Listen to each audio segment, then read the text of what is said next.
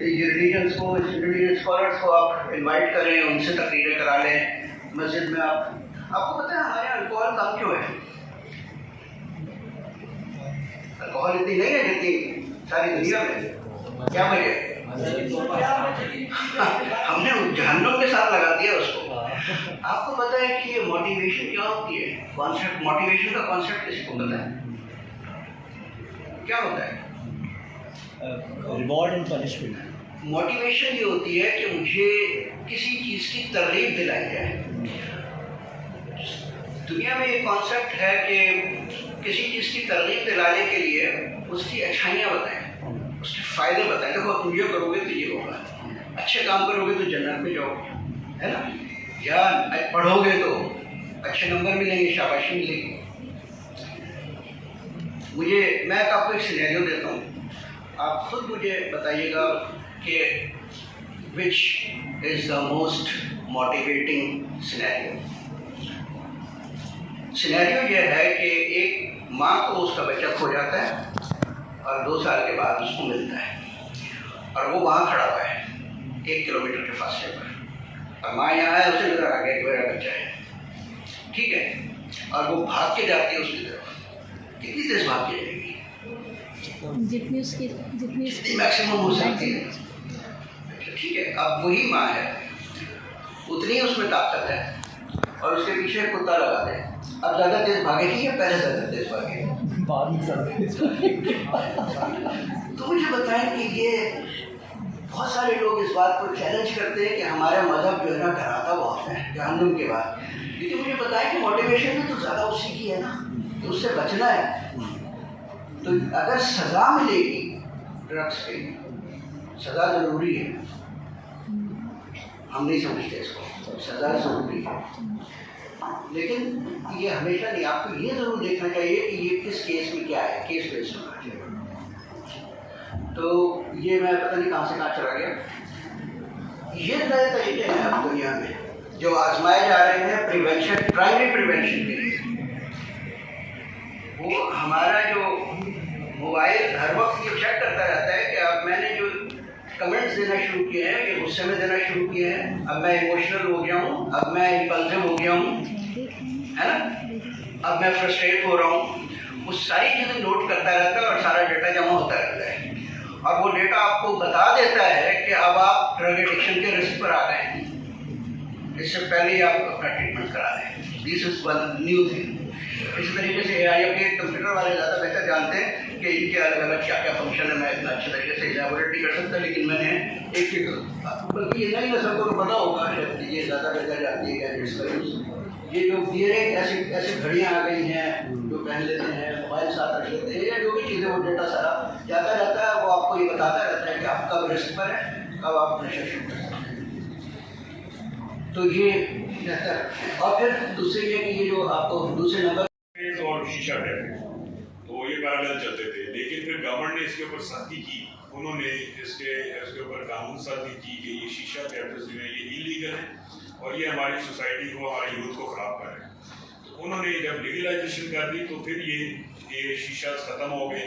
अब ये चूँकि नए जदीद किस्म के हुक्का आ गए हैं, जो इलेक्ट्रॉनिक हुक्का हैं, और ये बाहर के मुल्क इसके तहकीक करके ये नए हुक्के बना रहे हैं, और वो हैंडी है, ईजी है, ट्रेंडी है, और इसलिए वो ये जो एमिगडाला है ना, पता है आपको एमिगडाला का फंक्शन क्या है? एनिमल एमिगडाला करवाता है, इमोशंस को रेगुलेट करता है। सबसे पहला जो चीज़, जो सबसे इमीडिएट रिएक्शन आता है ना, जब आप, जैसे किसी ने आपके साथ बदतमीजी की, आपने धड़ से उसको तमाशा लगा दिया, गाली दे दी, जैसे कोई आपकी गाड़ी के करीब से गुजरा, क्रॉस किया, टकरा दी, टच कर दी, क्या करते हैं सबसे पहले? तो जो पहला रिएक्शन है ना, आपने वो पढ़ी है किताब जिसका नाम है 7 habits of highly effective people, इसी ने पढ़ी? ये जरूर पढ़िएगा। उसमें जो पहली हैबिट है वो है प्रोएक्टिव। वो ये कहते हैं कि being proactive is good as compare to reactive. तो इंसानों और जानवरों में फ़र्क ये है कि इंसान प्रोएक्टिव होते हैं और जानवर रिएक्टिव होते हैं। वो अपने जैसे अपने इन्वायरमेंट में जो कुछ मिलता है उसके फौरन रिएक्ट करते हैं, तो उनका एमेगडाला बड़ा होता है। प्रॉब्लम ये है, एडोलेसेंस में भी यही मसला है, उनका एमेगडाला बड़ा होता है, ताकतवर होता है। कोई जैसे ही कोई आता है, कोई क्यों आता है, उसमें फौरन रिएक्ट कर देते हैं। अब जैसे उन्हें तकलीफ पहुंचती है वो फौरन कुछ ना कुछ ले लेते हैं, क्योंकि इम्पल्सिविटी भी होती है। नॉर्मल रूटीन क्या है, किसी भी स्टिमुलस का जब आपको मिलता है तो क्या होता है, वो पहले जाता है एमेगडाला में, और एमेगडाला अपने सिग्नल्स ऊपर भेज देता है कॉर्टेक्स को, जो अशरफुल मखलूक़ात की निशानी है। और कॉर्टेक्स फिर जवाबी हमला कर रहा है, मैसेज भेजता है कि भाई ये करना है। तो क्या होता है कि ये इतना इंतजार ही नहीं करते, कॉर्टेक्स से जवाब आए, वो अपना जवाब पहले दे देते हैं और जो रिएक्शन होता है। लेकिन अगर कॉर्टेक्स का इंतजार कर लें तो फिर रिएक्शन नहीं होता, और फिर वो एक ज़्यादा समझा सोचा एक्ट होता है जो उसको मोस्ट एप्रोप्रिएट होता है। तो ये मैं पता नहीं गलत चला गया हूँ, आप लोग कोई बोर तो नहीं हो रहे? नहीं, थोड़ी सी मुश्किल चीज़ जी सर। तो ये जो सोचा समझा एक्ट है ये कॉर्टेक्स का है, और ये अशरफुल मखलूक़ात की वजह से हमें मिला है। एडोलेसेंस का इशू होता है कि अभी प्रीफ्रंटल ये कॉर्टेक्स अभी पूरा डेवलप नहीं होता है, 24-25 साल की उम्र में डेवलप होता है पूरा, उससे पहले वो इमेच्योर होता है। लिहाजा ये सबसे खतरनाक एज कहलाती है, क्योंकि एमिगडाला फुल ब्लोन ताकतवर होता है, वो सारे काम रिएक्शन के जरिए कर रहा होता है, और जज्बाती तकरीरें और जज्बाती बातें ये सब चल रही होती हैं। वो सब मोहब्बत भी बड़ी जज्बाती होती है, फिर जिस चीज़ से लग गए तो लग गए, तो ड्रग से लग गए। तो ये प्रॉब्लम जो मैंने अंडर डेवलप्ड प्रीफ्रंटल कॉर्टेक्स और ओवर एक्टिव एमिगडाला से, जो कि उसको किसी भी एडोलेसेंस को प्रीडिस्पोज करता है फॉर ड्रग्स। ये जेंडर वाली बात जो है ना, इसका एक बहुत इंटरेस्टिंग मैकेनिज्म है, और वो इंटरेस्टिंग मैकेनिज्म बहुत छोटा सा ही है, और वो ये कि स्टैटिस्टिक्स शोज कि मेल्स ड्रग में जल्दी आते हैं और देर में जाके डिपेंडेंट होते हैं। वो इतनी जल्दी किसी को भी सारी जिंदगी के लिए अपनाने के लिए राजी नहीं होते पहले। अब ये तो सोशल बात बता रहा हूँ मैं। फीमेल्स का प्रॉब्लम कुछ और है, फीमेल्स बहुत देर में जाके ड्रग में इन्वॉल्व होती हैं, लेकिन बहुत जल्दी डिपेंडेंट हो जाती है, और ये चीज़ आपको उनके रिलेशन में भी मिलेगी। मैं सही कह रहा हूँ, गलत कह रहा हूँ? तो यही प्रॉब्लम है मेल और फीमेल में ड्रग्स में। साइकोलॉजिकल फैक्टर्स, 3 तरह की चीज़ें, बल्कि और भी कुछ हैं जो मुझे अभी याद आई, तो मैंने 3 तो लिख दी, एक तो और भी है। ऑपरेंट कंडीशनिंग के रीइंफोर्सर्स, किसी भी चीज़ पे जब आपको लुत्फ महसूस हो, मज़ा आए, तो उसके बाद शॉर्ट लिव प्लेजर की बात कर रहा हूँ, तो आप जैसे अगर फॉर एग्जाम्पल जब कोई बच्चा फर्स्ट आता है या सेकंड आता है या पोजीशन लेता है, अच्छे नंबर लेता है, तो हम सबसे पहले उसको गिफ्ट क्यों दे देते हैं, शाबाशी क्यों दे देते हैं? इसलिए कि ये आदत उसकी पुख्ता हो जाए। तो लिहाजा रीइंफोर्समेंट अगर हो जाए किसी चीज़ की, तो वो आदत पुख्ता होती चली जाती है। अगर किसी ड्रग से उसको बहुत जल्दी इफेक्ट आ रहा है, जैसे कि हेरोइन में होता है, हेरोइन तो पहली डोज में ही डिपेंडेंट कर देती है, क्योंकि उसका प्रेशर इतना ज़्यादा होता है। तो जितना ज़्यादा प्रेशर होगा उतनी डिपेंडेंस ज़्यादा होगी, वो रीइंफोर्स करेगी। फिर क्या होगा, ये एडिक्शन साइकिल बन जाएगा। रीइंफोर्स हुआ, अब क्या होता है कि ये बैठे दोस्तों में सबसे पहला आमतौर पर पीयर प्रेशर होता है।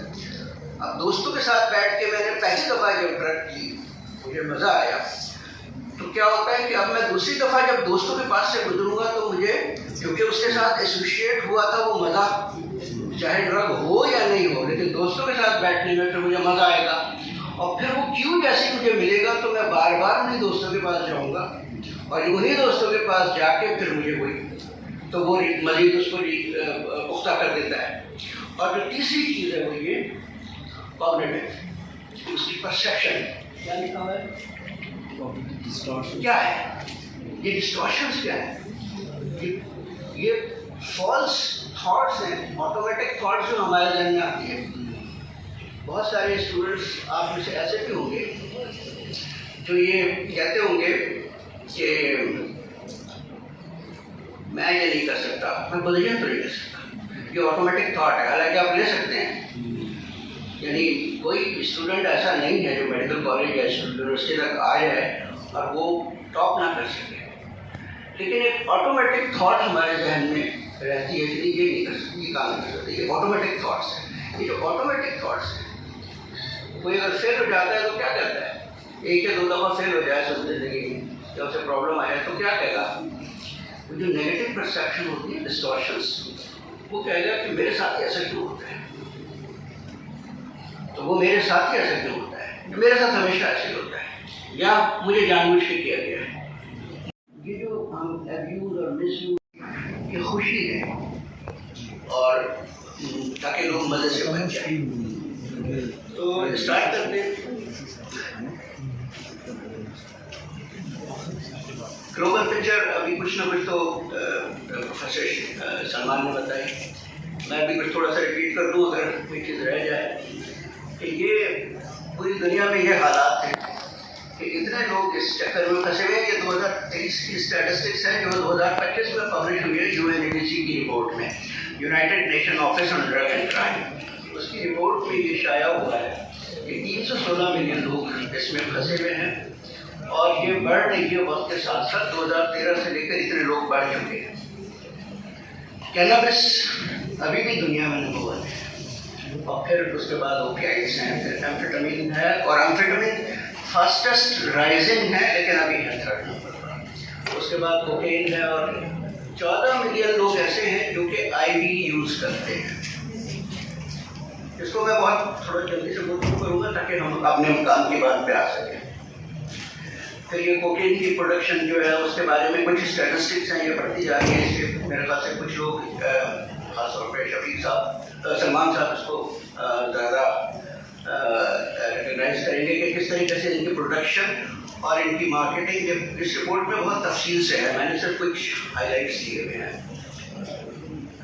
पाकिस्तान का स्टेटस ये है कि 7 मिलियन से ज़्यादा लोग हैं, और ये जो अभी रिसेंट हमें अभी इसका इत्तेफाक से मैं भी इसी नेशनल साइकेट्रिक मॉर्बिलिटी सर्वे का हिस्सा हूँ, और ये पब्लिश अभी नहीं हुआ, अंडर प्रोसेस है। और उसमें ये है कि 0.85% ऑफ द पॉपुलेशन पाकिस्तान में ड्रग एडिक्शन में मुब्तला है। Addiction is a social term, ये कोई साइकोलॉजिकल या साइकियाट्रिक टर्मिनोलॉजी नहीं है। Addiction is we call it in social context. ये है वो स्टेटस जो मैं आपसे शेयर करना चाहता था। इतने यूनिट्स, और ये यहाँ का नहीं है, ये इस्लामाबाद की कुछ यूनिवर्सिटीज़ का डाटा है, क्योंकि एक पेपर पब्लिश हुआ था उससे रिलेटेड, और ये बता रहा है कि ये हालात कितने संगीन होते जा रहे हैं, और हो सकता है कि बाकी जगहों पे इससे कम या ज़्यादा हो। ये है। अब इसका डिजास्टर क्या होगा, इससे होता क्या है, कहाँ कहाँ असर पड़ता है, जो और डाला क्या है जो साइंटिफिक लिटरेचर में मौजूद है। आप ये देखिए कि ये मैंने इसको थोड़ा सा डिफरेंट तरीके से इलस्ट्रेट किया है, थोड़ा सा क्लासिफाई करने की कोशिश की है। ये जो इसका डिजास्टर है कि एक डायमेंशन पे नहीं है, मल्टीपल डायमेंशन में है। एक डायमेंशन तो इसकी फिजिकल है जो हम सबको पता है एज ए मेडिकल प्रोफेशनल, कि ब्रेन पे, लंग्स पे क्या क्या असर हो रहे हैं, हार्ट पे, जो कि अभी सलमान साहब ने भी थोड़ी देर पहले बताया, कैंसर और कार्डियक प्रॉब्लम्स और क्या क्या प्रॉब्लम्स नहीं होते, वो सब तो ये है। लेकिन दूसरा इसका जो डायमेंशन है वो ये है, और वो है psychological depression, suicidal ideations, mood swings. यानी आपको मैं बताऊं कि जो ड्रग एडिक्शन है या ड्रग डिपेंडेंस है, उससे हमारी जिस तरह से हमारे जिस्म के मुख्तलिफ हिस्से हैं, इस तरह हमारे ब्रेन के भी मुख्तलिफ पार्ट्स हैं या फैकल्टीज़ हैं या मोडैलिटीज़ हैं। एक मोडैलिटी है मूड, एक मोडैलिटी है मेमोरी, एक मोडैलिटी है इंटेलिजेंस, एक मोडैलिटी है आपके इमोशंस, और इस तरीके से मुख्तलिफ मोडैलिटीज़ हैं। तो ये हर मोडालिटी पे कहीं ना कहीं असर पड़ रहा है। आपको पता है साइकोसिस में क्या कुछ नहीं होता। सबसे पहला प्रॉब्लम यही होता है कि वो पैरानॉइड हो जाते हैं, उनको ये डिल्यूजन हो जाते हैं कि लोग हमारे दुश्मन हैं, उनको ये डिल्यूजन हो जाते हैं कि हमें जो रोक रहा है या हमें जो परेशान कर रहा है या परसीव कर लेते हैं। एक कंडीशन होती है, उसको कहते हैं पैरानॉइड सूडो कम्युनिटी।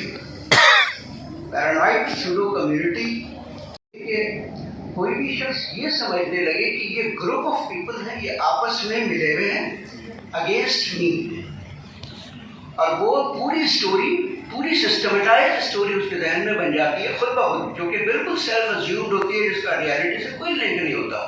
और वो फिर उसके बाद अगर वो उनमें से कोई एक शख्स उसको ये मजबूर करता है कि डॉक्टर से जाकर ट्रीट कराओ, आ जाओ, तो वो डॉक्टर भी उस कम्युनिटी में शामिल हो जाता है और फिर उस डॉक्टर के भी जान के लाले पड़ सकते हैं कभी कभी जो ट्रीट कर रहा होता है।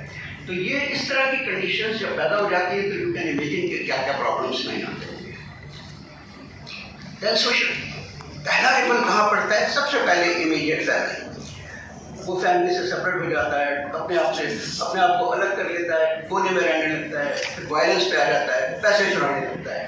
सेकेंड लेवल उसका पड़ता है उसकी जॉब पे या वर्क पे या स्टडीज पे, और फिर फाइनली वो पूरी सोसाइटी के लिए एक बर्डन बन कर रह जाता है।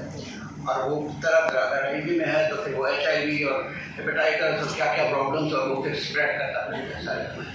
और हेल्थ केयर कॉस्ट पे कितना असर करता है।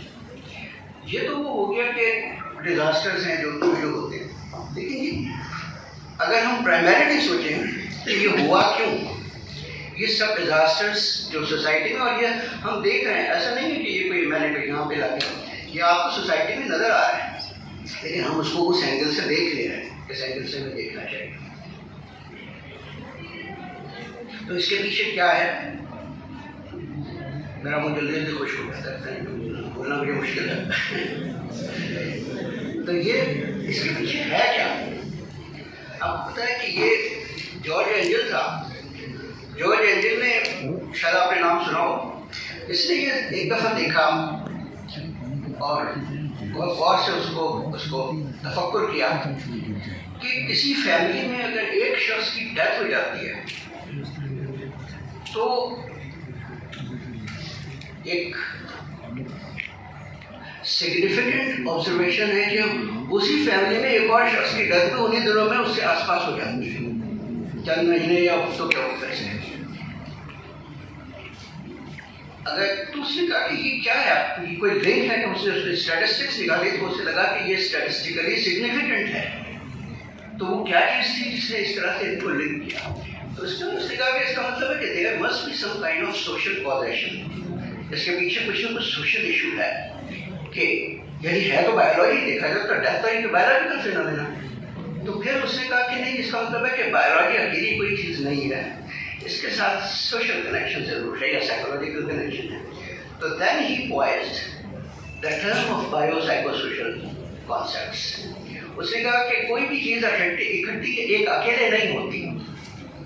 यानी अगर किसी शख्स को कोई बीमारी हुई है तो ये तो बायोलॉजिकल फिनोमेना है, बायोलॉजिकल ट्रीट हो जाएगा, लेकिन वो सिर्फ बायोलॉजिकल नहीं रहता, उसकी भी उससे साइकी पे असर पड़ता है, उससे उसकी सोशियोलॉजी पे असर पड़ता है। ये तो एक फिनोमेना है। वो कहता है कि अगर किसी शख्स की सोशियोलॉजिकल कोई अफेक्ट हुआ, यानी उसके कोई रिलेशन खराब हुए, किसी से लड़ाई हो गई, खानदानी झगड़ा हो गया किसी बात पे, या दोस्तों से लड़ाई हो गई, तो वो सिर्फ सोशल नहीं रहता, वो उसकी बायोलॉजी पे भी असर पड़ता है, उसकी साइकोलॉजी पे भी असर पड़ता है। तो उसने कहा नहीं, ये सब इंटरलिंक्ड है, अकेले नहीं होता। तो फिर मैं भी यहाँ पर इसी तरीके से बताना चाह रहा हूँ कि ये जो इसका कॉजेशन है, अंडरलाइंग जो प्रॉब्लम है, वो अकेला सिर्फ बायोलॉजिकल नहीं है, साइकोलॉजिकल भी है, सोशल भी है। तो बायोलॉजिकली स्पीकिंग जो बुनियादी वजह है ड्रग की, वो ये है जो आपके एक्सट्रीम लेफ्ट पर है। ड्रग सबसे पहले आपके जो प्लेजर सेंटर है उसको असर करती है, और ये प्लेजर सेंटर आपके वेंट्रल टैगमेंटल एरिया में PTA, और उसके बाद फिर वो सिग्नल भेजता है अपना प्रीफ्रंटल कॉर्टेक्स को, क्योंकि मेडिकल प्रोफेशनल है तो मेरे ख्याल से मेरी बात समझ रहे होंगे। तो ये प्रीफ्रंटल कॉर्टेक्स, जब प्लेजर आता है, और pleasure is always short lived, dopamine secret हुआ और उसके बाद खत्म हो गया। उसने अपना रिसेप्टर पे असर किया, उसको इंजॉय किया और उसके बाद थोड़ी देर में डीके हो गया। तो जो आपका ये प्रीफ्रंटल कॉर्टेक्स है ये रिप्राइज करता है कि ये रिपीट होना चाहिए। अब वो रिपीट होता है क्योंकि शॉर्ट लिव्ड होता है तो रिपीट होता है। तो जब रिपीट होता है तो फिर एक cycle goes on and this biological cycle leads to what we call dependence. दूसरा प्रॉब्लम है वो है मेंटल इलनेसेस।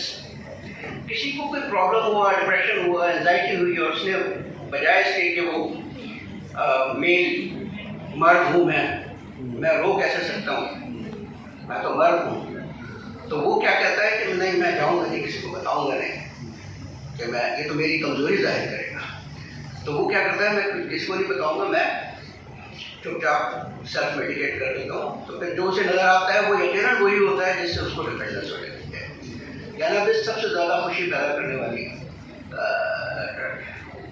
तो वो कैनबिस पे आ जाता है या कोई और फिर दोस्तों से पूछता है देखता है तो वो मेंटल वो ज़्यादा एक्टिव होता है पास में, तो वो अल्कोहल की डिपेंडेंस पे ज़्यादा पड़ जाते हैं क्योंकि वो जल्दी से मेटाबोलाइज कर देता है। तो वो जब जल्दी इसीलिए मैं कहता हूँ कि खासतौर पर for medical students and faculty, अगर आप किसी को बेंजोडाइजेपिन दे रहे हैं, प्रिस्क्राइब कर रहे हैं फॉर सम रीज़न, किसी भी वजह से देते हैं क्योंकि वो उसका वेरी लेजिटिमेट यूज़ है, तो हमेशा वो बेंजोडाइजेपिन यूज़ करें, कोशिश करें कि जिसकी हाफ लाइफ शॉर्ट ना हो, क्योंकि शॉर्टर हाफ लाइफ की बेंजोडाइजेपिन जल्दी ख़त्म कर देते हैं, फिर वो दोबारा से जल्दी देना पड़ता है और जितना जल्दी होगा उतना डिपेंडेंस के चांसेस ज़्यादा होते हैं। लिहाजा अगर आपको देनी ही है किसी को बेंजोडाइजेपिन तो लॉन्गर हाफ लाइफ की दें ताकि उसको डिपेंडेंस ना हो। तो ये एक चीज मैं आप चलते चलते बात बता दूँ।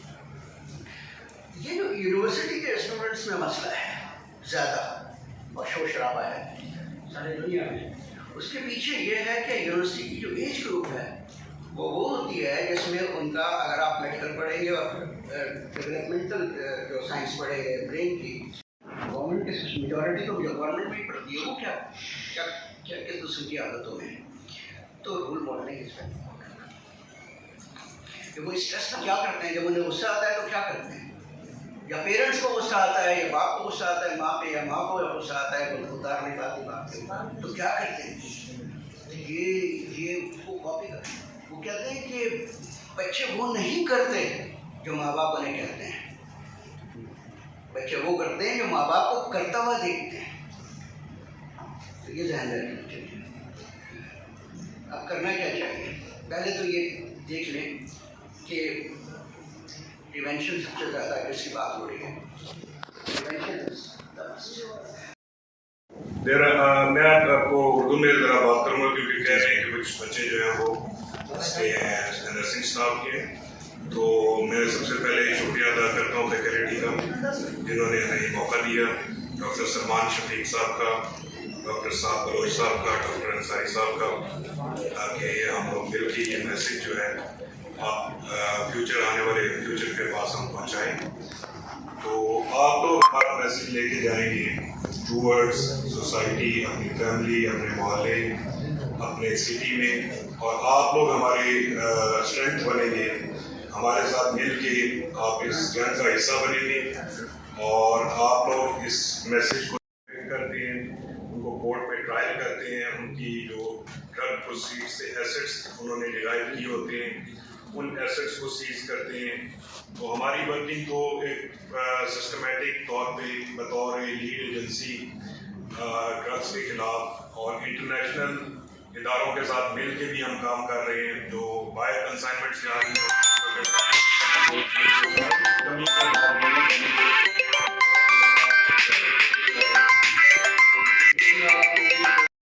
और उसको वो डिटेक्ट भी नहीं होता। इसके बारे में डॉक्टर अंसारी साहब ज़्यादा बेहतर बताएंगे कि वो पहले तो डॉक्टर साहब ने प्रेस्क्राइब किया और वो टैबलेट्स लेते रहे, वो उनकी बीमारी के लिए ज़रूरी थी। लेटर ऑन वो उस टैबलेट के ऊपर वो परमानेंटली लग गए, वो उसको एक एडिक्शन हो गई उस टैबलेट की और उसने उसका मिसयूज शुरू कर दिया। और बहुत सारे लोग ऐसे हैं हमारी सोसाइटी में जो कि क्लेम ही नहीं करते, जिनको जो कि डिक्लेयर ही नहीं करते कि हम लोग ड्रग एब्यूज में हो चुके हैं।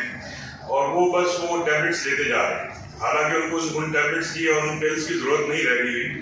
वो बेहतर तौर पे डॉक्टर अंसारी साहब इसमें बेहतर ब्रीफ करेंगे कि उसकी क्या वजह है कि ये जो पिल्स और ड्रग्स की जो जिसको हम मेडिसिन बोलते हैं पाकिस्तान में, इसकी मिसयूज जो है ये भी एक ड्रग एडिक्शन है और उसके बारे में भी कभी किसी ने बातचीत नहीं की है, उसके बारे में कभी किसी ने डॉक्टर साहबान ने रोशनी नहीं डाली।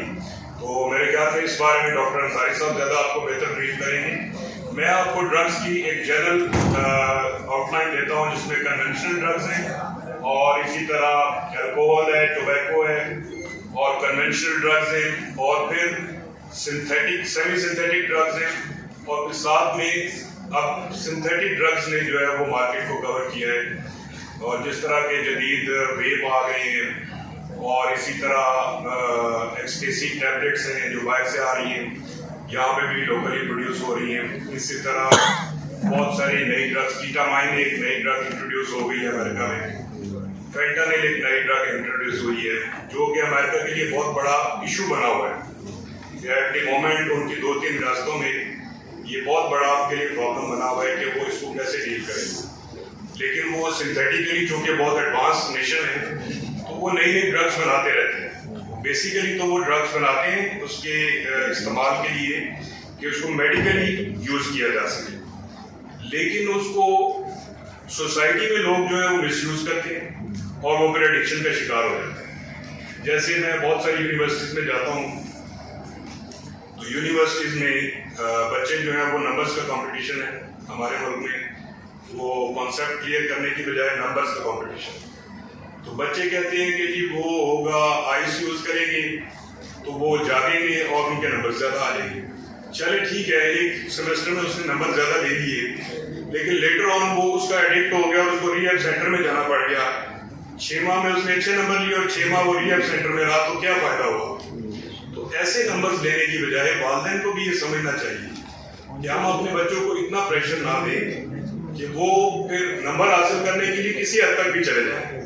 नंबर्स लेना जरूरी है, कंपटीशन जरूरी है, लेकिन उसका मकसद ये नहीं है कि आप ड्रग्स के ऊपर एडिक्ट होके और अपने नंबर ज्यादा लें। तो मेरा मैसेज आपसे यही है, say no to drugs, one nation one destination, drug free Pakistan. Thank you. See